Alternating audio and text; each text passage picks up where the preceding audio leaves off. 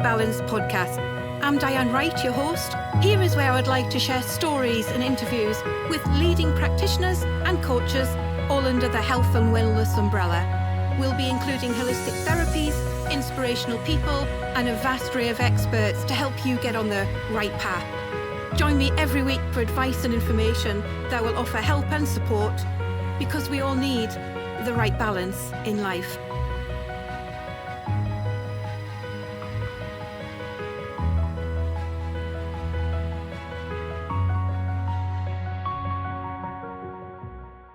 Good morning, everybody, and welcome to the Right Balance podcast. I have got one special lady here today, Sue Hargreaves, who is the owner of a fabulous, I love this title, Sue, it's Diets Get Stuffed. I love that. I just wanted to say it really out loud. Welcome, Sue. It's a pleasure to have you here today. It's an absolute pleasure to be here, Di. Oh, that's Thank great. You. Are you fed up of dieting, tired of thinking about food all the time, or even doing exercises you hate just because you think you should? Confused by all of the information out there and still not happy with yourself? Sometimes it's me actually as well, Sue. Well, this is the lady, Sue Hargreaves. Oh my goodness, what a journey you've been on, Sue. Welcome first and foremost. Thank you. Thank you. I want to take everybody back to the beginning with you, because I think this is an amazing journey. And we've talked about this previous about having the T-shirt, and I think this is a prime example of this, Sue. Absolutely. As we spoke about, Di, sometimes I think the best qualifications in life are from the University of Life. If we've walked in those shoes, then we understand, don't we? We understand what people are going through. My journey started probably when I was 11, so a long, long time ago. Had puppy fat, like an awful lot of people do, but decided that I needed to diet. My mum was also a large lady, so she was always dieting, bless her heart, and I just did that with her. Since then, I can't tell you how many diets I have been on and off again. And the consequence of that is that I am much heavier now than I have ever been. So that brings me to my big statement, which is diets don't work. Yeah. And I know there will be people listening, probably driving or doing the housework or whatever they do when they listen to podcasts, who are screaming at their whatever they listen to the podcast, I'm shouting, yes, they do, because I lost so-and-so on the XYZ diet. I've been there. I've done all the diets and I have lost weight, but they don't work long-term. Research tells us that between 93 and 98% of people who lose weight on a diet regain it, and very often more besides. So it's that we need to be looking at, not the initial weight loss. There's no point in losing weight if you're going to regain it. And in fact, it's also been proven that is far more detrimental to our health. The yo-yo dieting is far more detrimental than carrying some excess weight is. So even if you think you want to diet because of health reasons, then you're not necessarily doing the best thing for your health. God, that's a huge amount. Huge amount, isn't it? Oh my goodness. Well, just for myself, if I went back and tried to count up how much weight I've lost over my lifetime, it must be, I don't know, probably easily 20 stone and probably 30. But I've put all that back again and more. No, not all at once. I didn't suddenly lose 20 stone and put it back. But, we all know people like me who lose half a stone, keep it off for a little while, put back on 9 pounds. Yeah. Somebody loses a stone, somebody loses 3 stone, but they put it back on within the next few years and a little bit more besides. Yeah. And the reasons are because all diets, it doesn't matter. And whatever diet you go on, you are restricting. And so the pendulum then starts. So that's where we should be, holding pen up in center. And we restrict and take our bodies one way. And as soon as we've got that result that we thought we wanted, we go back, but we don't stop in the middle. We go right up here to binging. Yeah. And that's the problem with dieting. Whatever you restrict, whether it's calories, whether it's food groups, whether it's macros, doesn't matter. If you restrict, then you will create a desire in your body to make up for that, basically. Gosh, me, that's it's such a minefield, though, isn't it, Sue? And I'm quite interested with the youngness of how you were, the youth of you when it started. 11. That's huge for 11-year-old. Oh, and I think that's a lot of what's getting worse as well, Di. I mean, I'm going back a long, long time when I was 11. But now some of the weight loss organizations out there have got apps available specifically for 8-year-olds and above. 8-year-olds. Oh my goodness, this can't be normal. And I'm always a one to look at how the trends are working and how things are going to get when they're in their 70s or 80s, if they even get that far, no disrespect. But my goodness me, at a young age, when you're developing at 11, yes, that's huge. Yeah. And where do you think that side of it comes from? Is it media side? Is it trends? Or what do you think? It's very much what I term, and a lot of people in this industry term, diet culture. Yeah. And there are various aspects of that. And depending on where we're coming at this subject from, will depend on which we pick up the most, if you like. So there's an awful lot of political, believe it or not, influence. The patriarchal society that has generally dictated to us. Then you have social media and the pressure there. But yes, diet culture creates such pressure for mainly females, but I do say it does affect males as well. So let's not disregard anyone here, but mainly females to look a certain way. Yeah. Now, there are two problems with that. First of all, my goodness, what a boring world we would live in if everyone looked the same. And we're all different. We're all meant to be different shapes and sizes. We're all breeds, if you like, of human beings. And all breeds of dog do not look the same. So why on earth? And who sets the style? Who says that we should all have? And that changes, of course. You know, when Twiggy was around, everybody wanted to have this boyish figure. Yeah. When Marilyn Monroe was around, everybody wanted the hourglass figure. So it's not even a uniform that is consistent, is it? I mean, it just changes with fashion. Exactly. So then you have to ask yourself, why?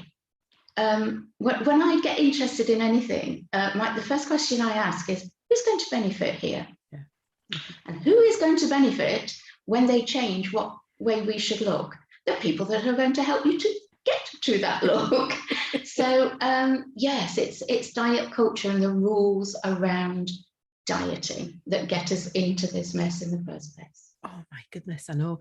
We're not sheep, are we? That's another thing. We're not sheep. We're all, like you say, we are completely different. And we want to be different. Who wants to be the same? I'm a big advocate of this where, you know, I don't follow fashions because I want my own fashion. I want to dress how I want to dress, you know, that sort of way. Yeah. I would also, if it's possible, Sue, to take people back to when you were working for large, I can't think of the word. I know we have to be careful here, don't we? Yeah. A weight loss organisation is what they are. Yes. So, yes. So, yeah, quite a few years ago now, I had gone back to this weight loss organisation I had been to before. And as is often the case, lost quite a lot of weight in a relatively nice sort of time scale. And loved the meetings that we had, loved the group support. And again, I think that is something that people crave, that takes them to these groups. That is a very, very good thing about the groups, that you do get this group support. Almost to the stage where over the years, I discovered that people were still coming to the group, even though they weren't losing any weight. Okay. So they weren't where they wanted to be, but they weren't really striving to get there, but they still turned up every week to the group. So what else? That proves really, doesn't it, that they're just coming for that lovely group support and feeling of belonging and other people understanding their problem. But over the years, so I lost my weight, and then I decided that I wanted to become a consultant.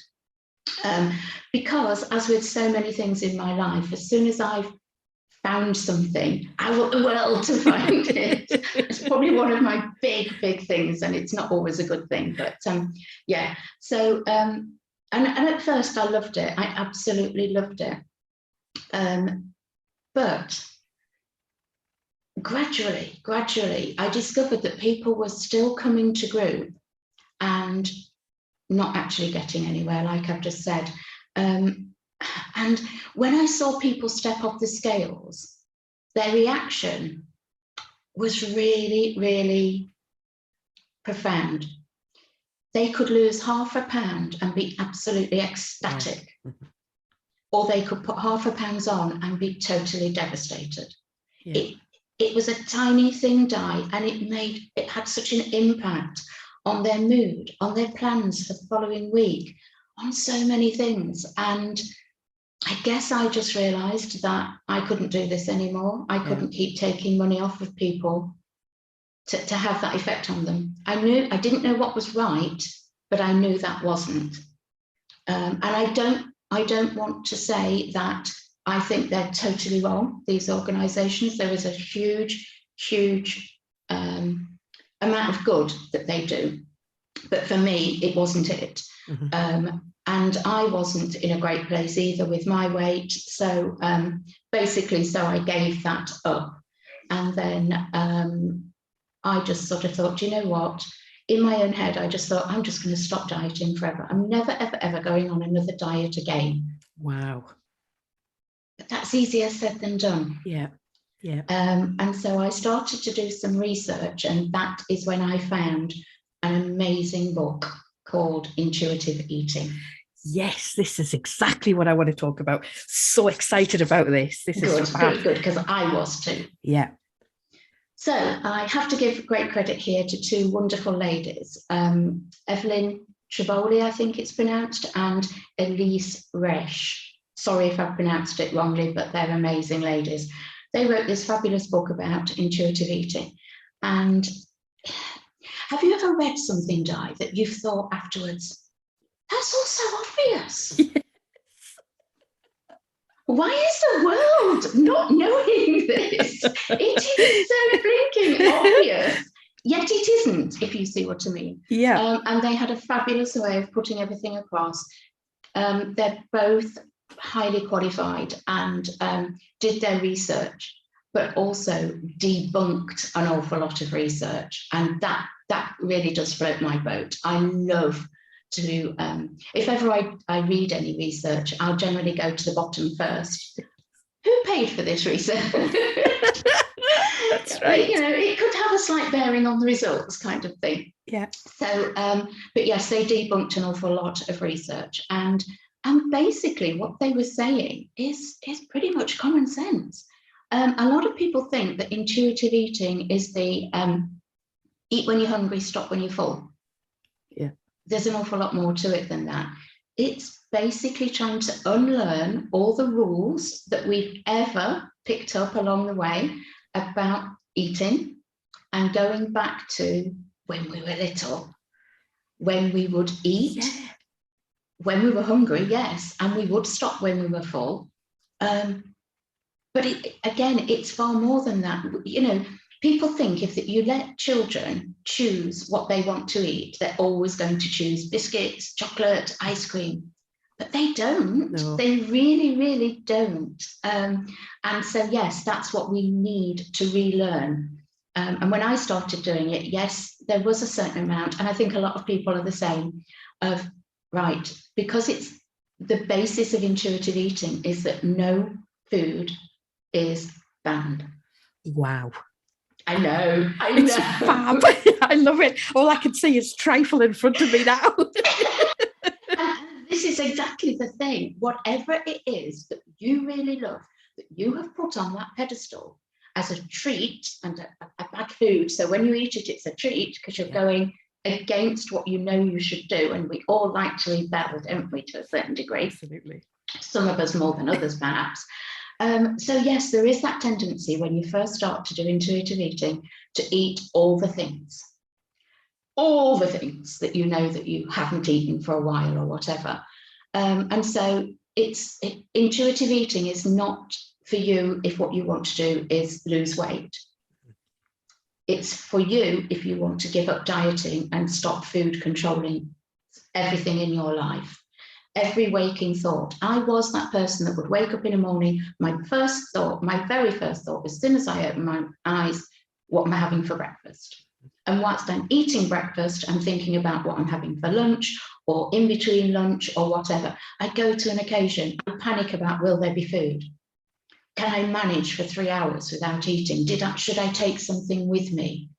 Food. When you're out, are people looking at you? If you are a larger bodied person, I used to think that people would be judging me, looking at me and thinking, well, no wonder she's that size. Look what she's eating and that sort of thing. So, and I know that stories that I would have heard at the group. So yes, it completely takes over and we lose that intuitive part drastically. And I think that was another thing that I was hearing within the group that made me think this is wrong. So people would be saying, I'm going out next Wednesday, so how am I going to stay on plan? And the advice that we were giving was things like, go online, find the menu, choose what you can have, and practice saying it before you get to the restaurant. So that when you get to the restaurant, you don't look at the menu, you're not tempted, you just come out with the mantra of, could I have the grilled chicken with salad and jacket potato, no butter, please? But that's not how we should eat. You know, if you're doing that on a Thursday night one week to eat a meal next Wednesday, how do you know what you want next Wednesday? Exactly. Yeah. You know, so lots and lots of things that we do because of food rules. We eat at certain times. We eat between certain hours. We count our carbs. We put foods into good and bad categories. There are so many rules around food that oftentimes we don't even know we've picked up along the way. Clean your plate. There's another one. Yeah. Yeah. Finish everything, regardless of whether or not you're still hungry. It's a real conditioning situation that we get into, and obviously we've talked about already about going into nitty-gritty of where that comes from, but it's actually finding the power within yourself to be yourself as well. Yes. And to eat what you want. And I was going to ask you a personal question now. So when you started on the intuitive eating, did you find that the thought patterns of lunch, dinner, supper, whatever, sort of vanished because you were satisfying your body's needs in a way with food? No, not straight away at all. And to be honest, I tried to do this on my own. You know, when you've lived around food and nutrition and fitness all of your life, you think you have everything that you need to be able to then do this on your own. But I really struggled. And I, in the end, did what I should have done right at the beginning, which is go back to that community. And I joined a community because there are people who are 2 steps ahead of me, 10 steps ahead of me, however far ahead. And therefore they know what to expect. So instead of me hitting those on my own and panicking and thinking this isn't working, and there was always somebody there to tell me it's okay, this happens, just carry on, do this, do that, whatever. And that's what got me through.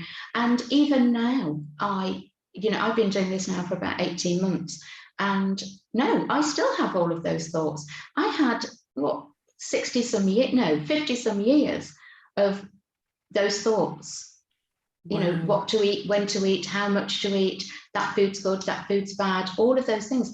They're not going to go out of the window. Also, the body side of it as well. You know, it isn't just all about the food rules. It's also the rules around how we should look.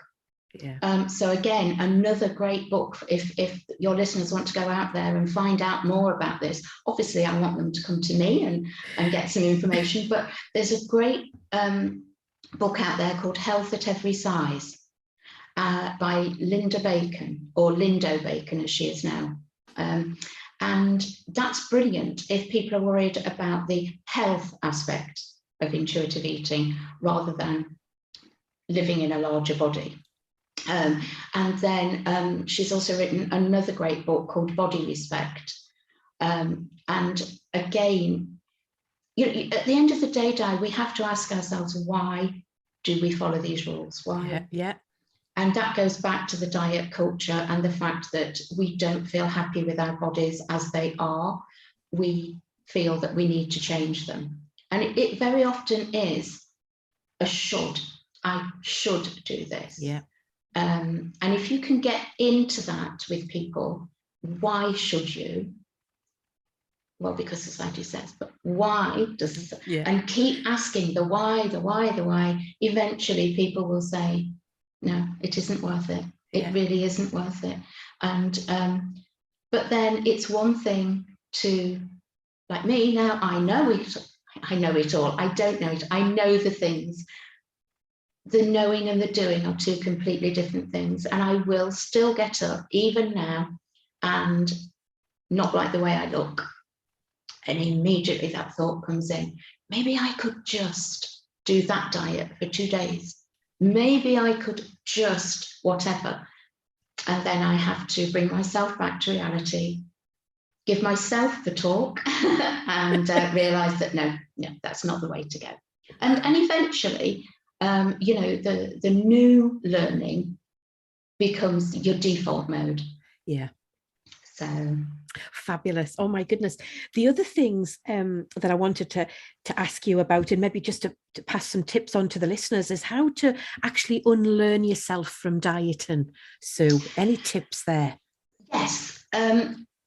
One of the biggest things is that we don't know what the rules, you know, I say to people, have you got any food rules? And they'll say, yeah, sometimes, you know, I think that cake's bad and I shouldn't eat it, and vegetables are good and I should eat those.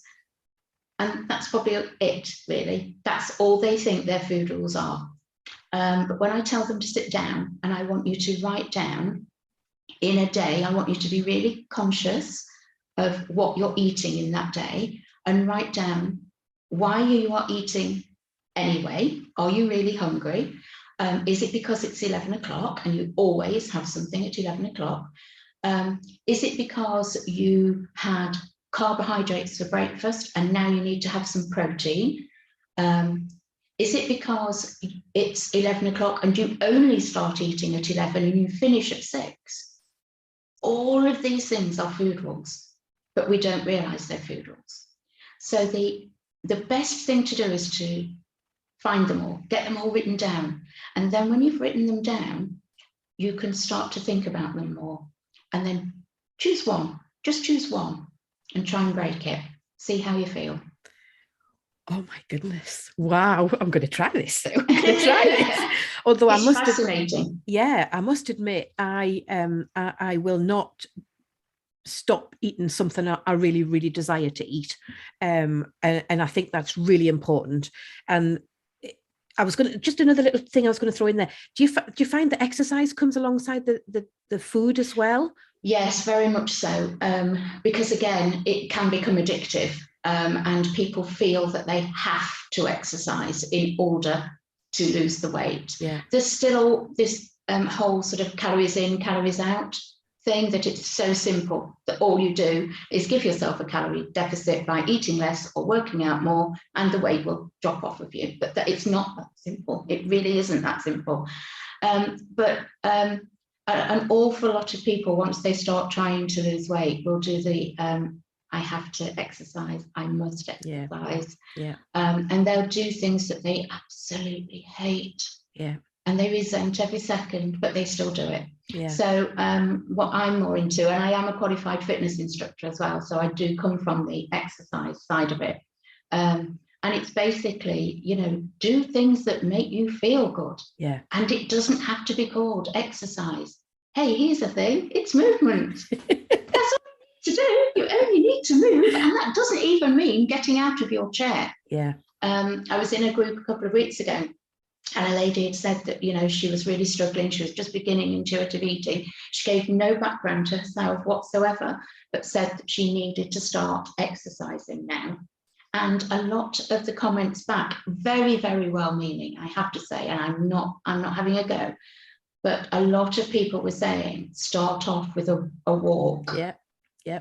That's fine if you can walk, Di. Yeah. Yeah. Absolutely. A lot of people in a large body, getting up and walking is not easy. No. So actually, no, start further back than that. Sit down in your chair, put on some music that you really love, tap your feet, wave your arms around.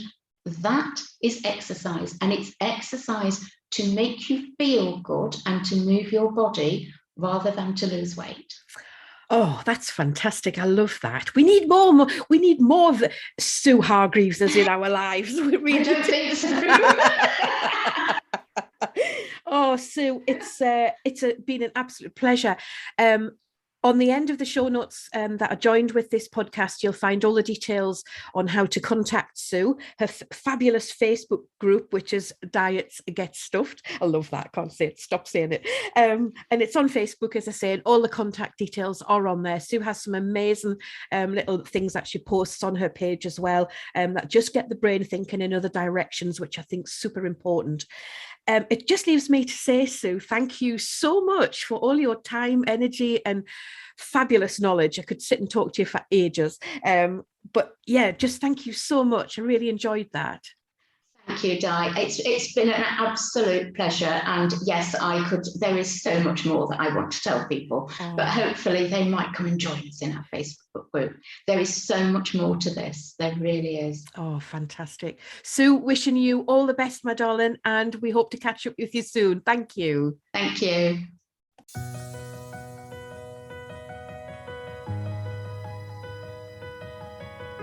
Thanks for listening to the Right Balance podcast. Hope you enjoyed the content.